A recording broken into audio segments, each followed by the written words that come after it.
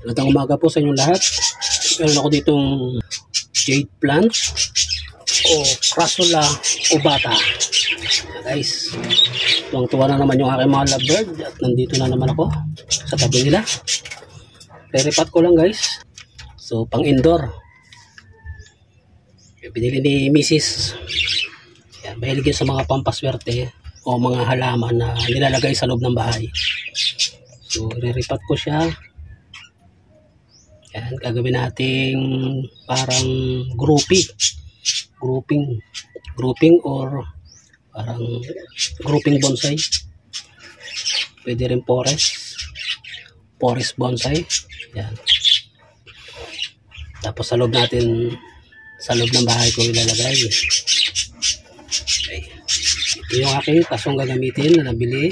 Ito yung kanyang sapuan. Yan. Yung mga ganyang uri naman guys, madalang diligan. Tip ko dyan, isang dilig lang sa isang linggo. Yan.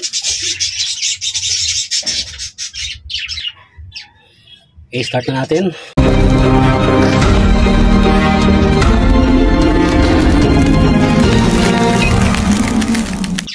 Garden soil ang gagamitin ko guys. Medyo tumilang ulan ngayon. Yan guys. May gumagawa doon sa kapitbahay natin. Nagawa yung bubong.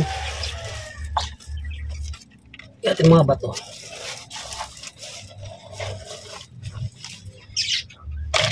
Maganda rin to guys sa loob ng bahay. Pupuro ko siya. Ito yung ating guys, pa-share nga guys, paingay. Yan. Bali garden soil din guys yung ginamit. Talaga pag ganito, maganda talaga guys garden soil yan. Medyo basa-basa pa yung kanyang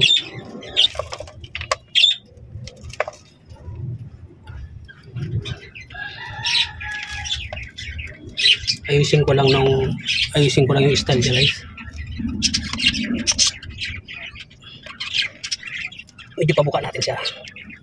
Yan. Yan. Ayos na yan. Yan. Gusto tuwid. Ilihis lang natin ito isa. Yan. Para pick up.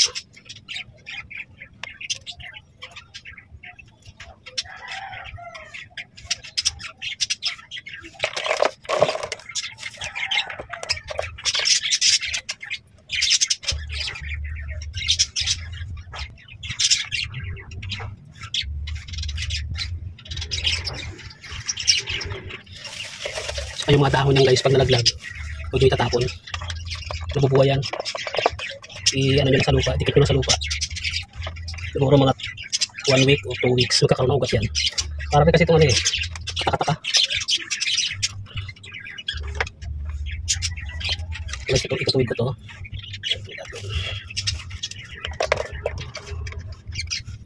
Siksik lang natin lupa.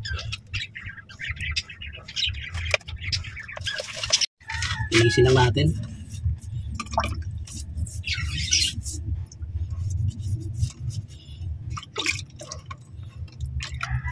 Tulad yan, diniligan ko siya.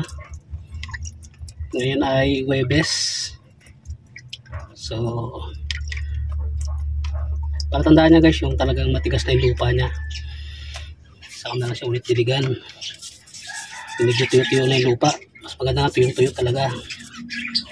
Yan ang gustong-gusto ng ganyang halaman.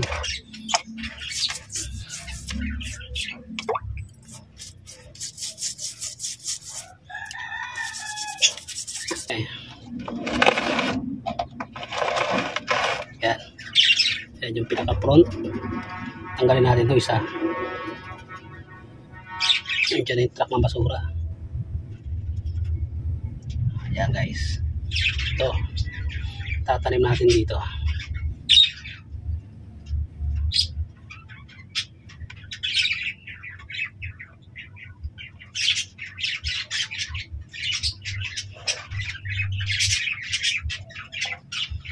Pagas yung isa. Yan. Ganyan lang yan guys. Ganyan lang pagtanim yan. Tapos baon natin.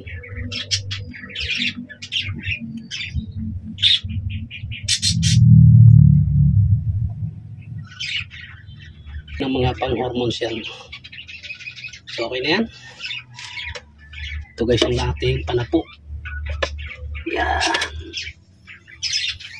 Sabihin natin. Ito yung ating okay guys. Pasok natin sa loob. So yan na siya guys. Dito ko nilagay sa bintana ng aking lababo. Ayan. Para yung hangin na papasok sa bintana natin, presko. Yan siya guys. So ayan yung lababo.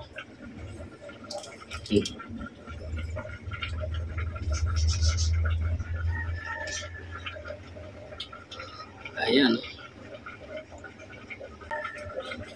Ayan siya guys. Okay. Okay guys, thank you. Bye-bye.